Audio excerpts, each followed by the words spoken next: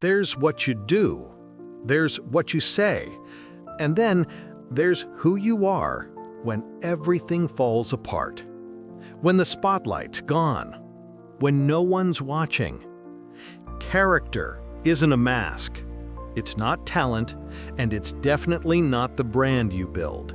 It's who you become when nothing and no one is there to validate you. It's what you hold on to when everything around you begs you to let go. And in a world that moves way too fast, where image is currency and appearances rule, very few people stop to ask the real question: what kind of human being am I becoming? Over 2,500 years ago, someone dared to ask that question. Soft-spoken, unshakable. His name, Confucius.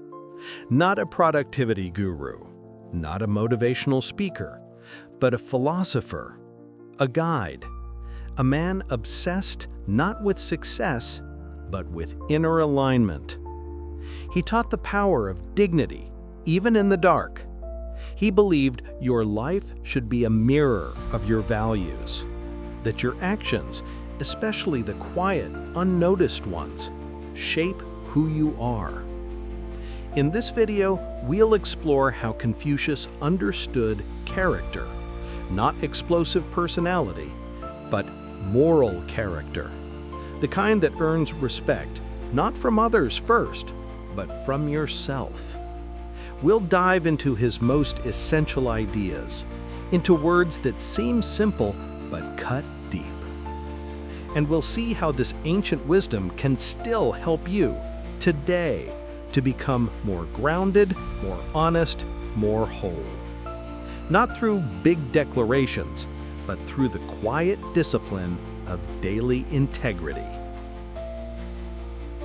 But before we dive into his philosophy, let's ask a simple question. Who was Confucius really? A rigid old master? A voice from a world too far gone? Or a deeply human man who faced the same contradictions we do and chose the hardest path of all, the path of integrity? Part 1. Who was Confucius? Picture a world falling apart. Leaders are corrupt. Ancient traditions are forgotten. Families are crumbling. Loyalty means nothing. And honor is just a word people used to believe in. This was China, 6th century BCE. And in the middle of that chaos, one man stands up. No sword, no throne, just an idea. What if the path to restoring harmony doesn't start with laws or wars, but with ourselves? His name was Confucius. The West would later call him Confucius.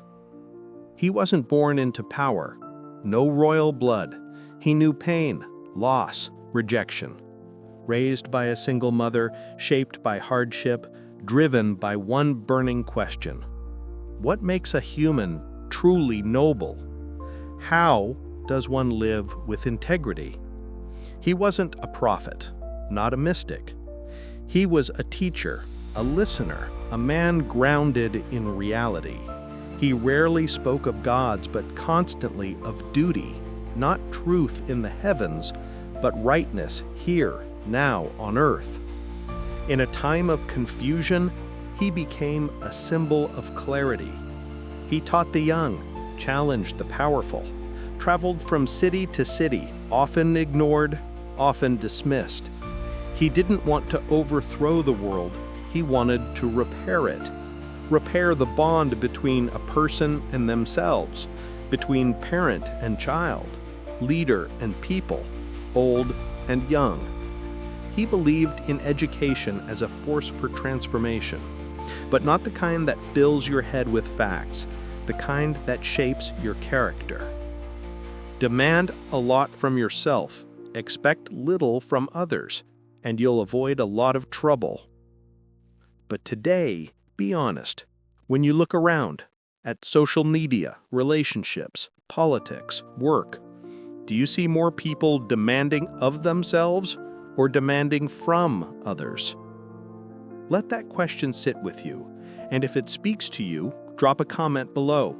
Tell us one thing you could start asking more of yourself. Not to shame you, but to lift you. Confucius died at 72. He never got the political role he dreamed of. He never saw his philosophy fully realized, but he taught, he traveled, he passed it on. 2,500 years later, his name still echoes, not because he conquered, but because he transformed. And what did he leave us? You can't fix the world until you've faced your own heart. You can call out injustice, but are you just? You can dream of a more respectful society, but are you respectful? If you're still here, it probably means this message resonates with you. So don't forget to subscribe, hit the bell, and most importantly, don't just listen, don't just agree. Live it, embody it. Now let's go deeper, because for Confucius, it all starts with one thing: character. Not your image, not your status, but that quiet, solid, invisible thing that defines who you are when no one is watching. And he believed character rests on 4 essential pillars. Ready? Part 2. The 4 pillars of character, according to Confucius. For Confucius, character isn't built in the spotlight. It's built in the quiet. It's not about sounding right. It's about living right, especially when no one's watching. No audience, no praise, no reward. Just you and your choices. And to build a strong, grounded character, he offers us 4 timeless pillars, 4 inner anchors that hold everything together. 1. Ren, deep humaneness. Ren is the beating heart of Confucius's philosophy. It's often translated as benevolence, kindness, or humanity, but it's more than being nice. It's about having a soul that feels others even in conflict, a presence that stays calm, even under fire. It's that quiet voice that says, "Don't do to others what you wouldn't want done to you." But Ren is not weakness. It's not soft passivity. It's a moral strength, a clarity that sees the person behind the behavior. To practice Ren is to love others. Analects 12.22. Today, we confuse authenticity with just being blunt. We say, "I'm just being real," but sometimes that's just ego dressed as honesty. Ren is the art of telling the truth without cruelty, setting boundaries without aggression, acting with clarity without ever losing your humanity. Picture a teacher, a parent, a leader who knows how to say no with compassion, who can correct without humiliating. That's Ren. When was the last time you chose empathy, even when it cost you something? Leave it in the comments. These moments, that's where character is born. 2. Li, respect through ritual. Li is the structure behind the soul. It started as ritual, bowing, greeting, the way you enter a room. But for Confucius, it's something deeper. It's a discipline of respect, a set of daily gestures that train your inner world. When you pause to let someone speak, when you resist the urge to win the argument, when you bow not out of submission but out of intention, you're practicing Li. The person who is respectful without being stiff, gentle without being weak, firm without being harsh, that person holds virtue. Analects 13.27. In a world obsessed with standing out, Li teaches us to hold back with grace. It's not about pretending, it's about remembering. Every gesture shapes who you become. Confucius said, if you want to grow in character, start with how you move through the world. What's one small daily ritual you could practice to grow your inner discipline? Share it below. because a ritual shared becomes a habit that holds. 3. Yi, inner integrity. Yi is your inner compass. It's not about what's clever or profitable or popular. It's about what's right. The opposite of Yi isn't failure, it's opportunism, doing what's easy instead of what's right. The noble person is guided by righteousness. The petty person is guided by gain. Analects 4.16. Yi is the strength to say no, even when no one else would blame you for saying yes, to walk away from a shortcut that compromises your soul, to stay aligned even when it costs. In today's world, where everyone's chasing views, clicks, clout, Yi is almost revolutionary. What's one temptation that regularly tests your integrity? Name it, say it out loud, because clarity is the first step toward Yi.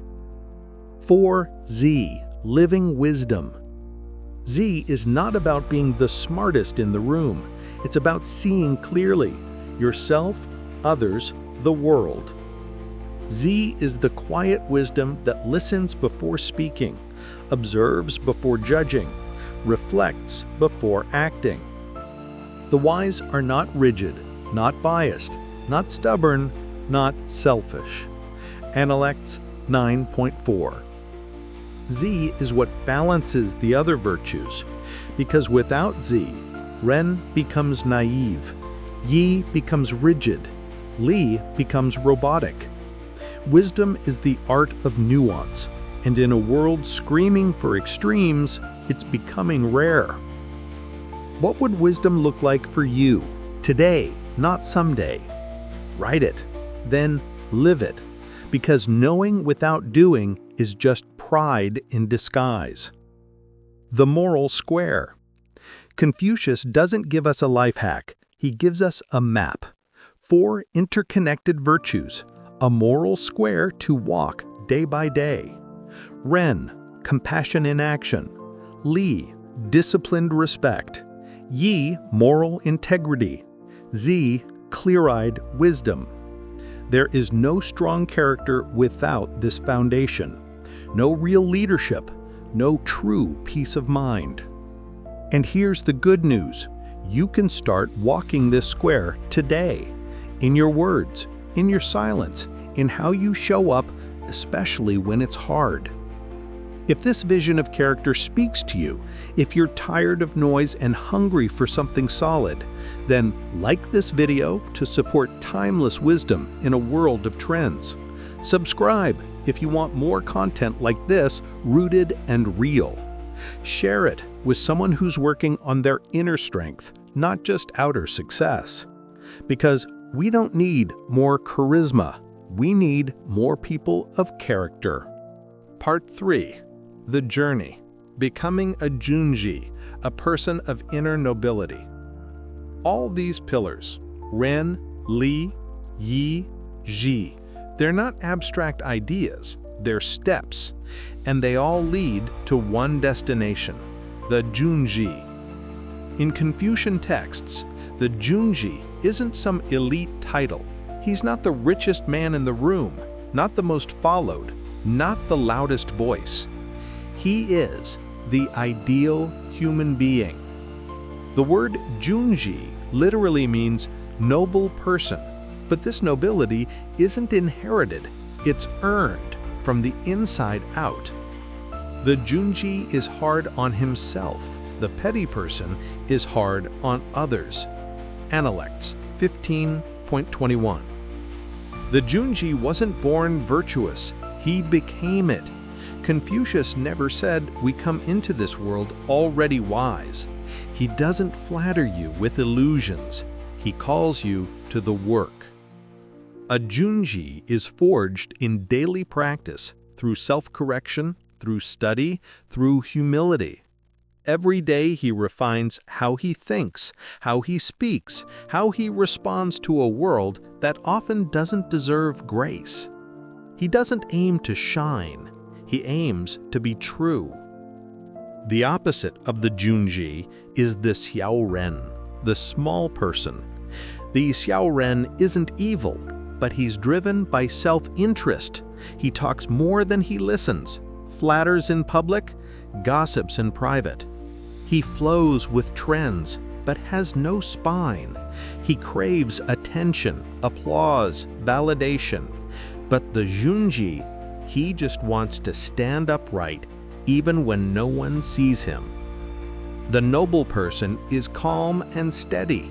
The petty person is always anxious and restless. Analects 736. The real test of character? What you do in silence. It's not what you say, it's not how you perform, it's what you choose when no one is watching. That's Confucius's most uncomfortable question. Who are you when no one's around to see? When you could lie and get away with it? When you could cheat and no one would know it?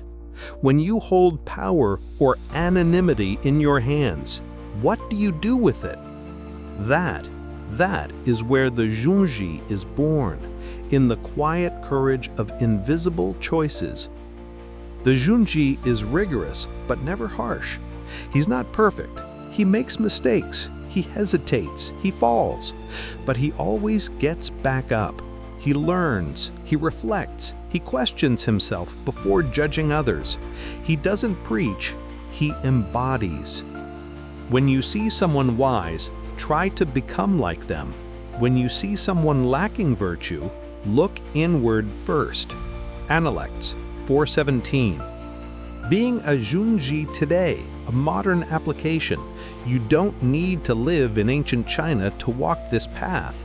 In a world obsessed with quick wins, public image, and empty praise, the Junzi is the one who chooses integrity. She's the one who won't sell out, even if it's easier. He's the one who keeps his word, even when no one's checking. She's the one who answers cruelty with dignity, not vengeance. To be a Junzi today is an ethical rebellion. It's not a title, it's a practice, a personal code you renew every morning. So now you. If you had to choose just one gesture, one thought, one way of showing up today to align yourself with the spirit of the Junzi, what would it be? Write it in the comments. Share it, not to impress, but to inspire. Because example isn't just persuasive, it's transformative. Because in a noisy world, we don't need more noise. We need people who walk quietly with strength. People who don't just talk about virtue, but live it. Part 4. What Confucius might say in today's world. We live in a time that's more connected than ever, yet we've never been more disconnected from ourselves. Instant everything, shallow everything. In a world where everything moves at the speed of a swipe, where we perform before we reflect, Confucius might pause and quietly ask, why is everyone trying so hard to be seen and so few trying to truly see themselves? Social media has become a stage, but the actors forgot who they are when the curtains close. We're curating our image and losing touch with our essence. Where did our rituals go? Confucius believed in Li, ritual, discipline, intention, not as robotic tradition, but as a sacred way to bring dignity into daily life. On Instagram, TikTok, X, Li has been replaced by the compulsive like, a moment of silence replaced by the need to post, measured words drowned in comment wars, attention spans shrinking, depth fading. In the name of expression, we've forgotten how to listen, how to hold space, how to be present. Burnout, numbness, perfection fatigue. We're tired, not just physically, emotionally, spiritually. We perform the role of okay, but the soul is tired of acting. Confucius reminds us of Ren, compassion, humanity, gentleness. Maybe the revolution we're seeking isn't external. Maybe it's this: to feel again, to care again, to slow down.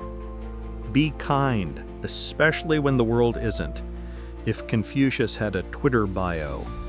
The ego online, the modern xiaoren, the small person Confucius warned about, is alive and well.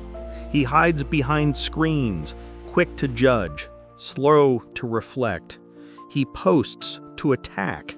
He comments to mock. He rarely asks, "But what does this say about me?" Confucius wouldn't cancel him. He'd challenge him.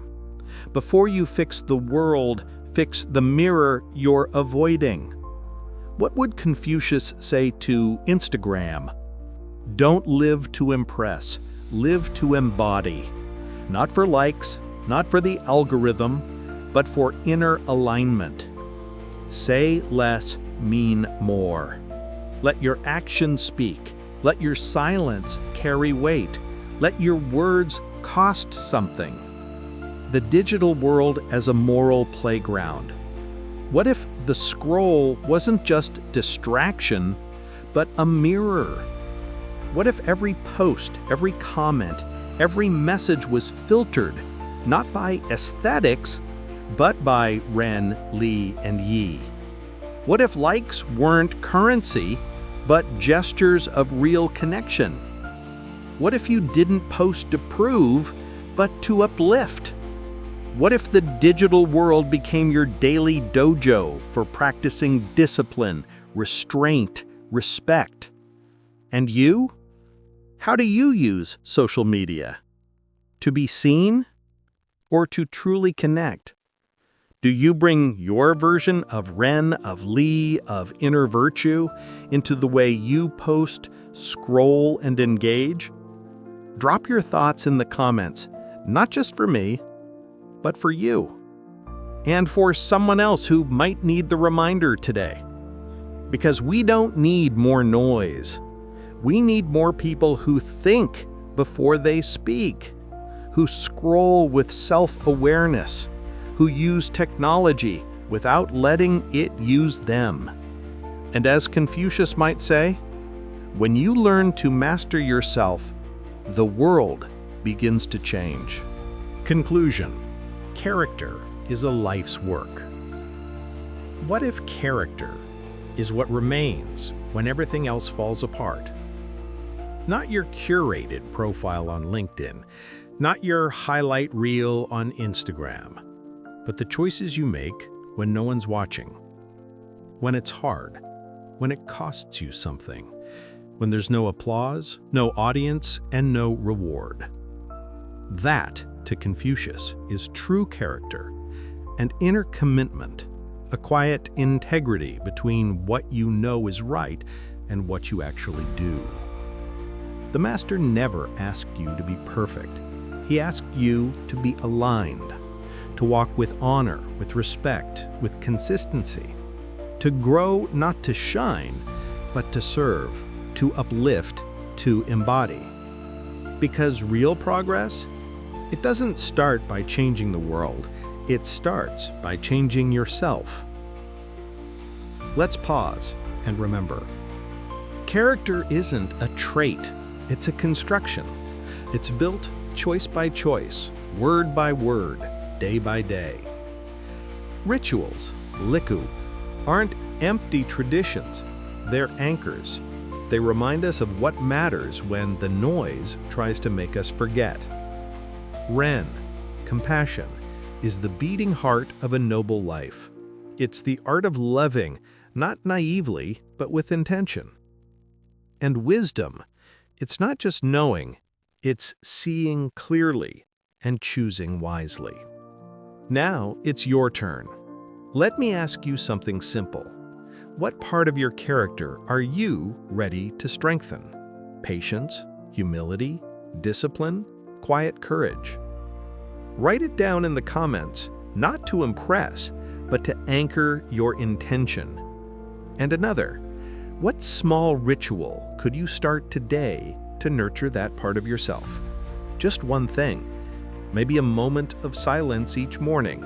Maybe expressing sincere gratitude. Maybe keeping your word no matter what. Write it. Commit. Start small, but start. If this video spoke to you, if something deep in you whispered, "This is what I've been craving," not just the full life, but an aligned one. Like the video, not for vanity, but to help this message reach someone else. Subscribe for more deep, practical wisdom, not noise. Hit the bell for a reminder to pause, reflect, and realign. And above all, share this video with someone you respect, someone like you, someone who isn't chasing ease, but searching for meaning. You don't need to be a Chinese sage. You don't need to have read all the classics. You just need to respect yourself enough to become someone you can be proud of. That, in its purest form, is Confucius. See you soon, here on Deep Life Lessons.